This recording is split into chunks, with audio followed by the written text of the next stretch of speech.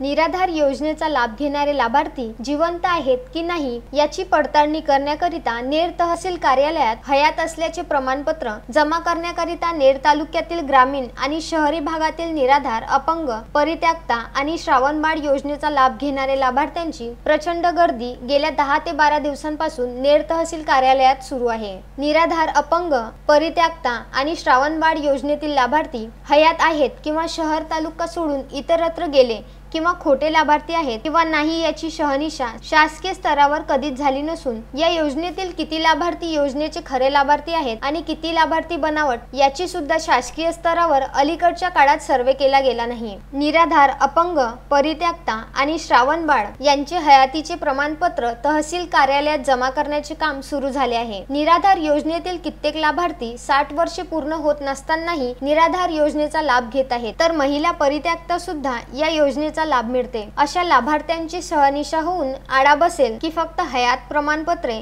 जिवंत असल्याचे सिद्ध करून सत्यता न पडताळता फाईलमध्ये ठेवण्याची शोभेचे प्रमाणपत्र बनतील। नेर तहसील कार्यालयात हयात प्रमाणपत्रामुळे झेरॉक्स मशीन वाल्याचा, प्रमाणपत्र लिहिणाऱ्याचा रोजगारात वाढ झाली असून पेरणीच्या दिवसात सर्व कामकाज सोडून हयातीचे प्रमाणपत्र भरण्याकरिता तहसील कार्यालयाला यात्रेचे स्वरूप आले आहे। नवनाथ दरोई, विदर्भ न्यूज, नेर।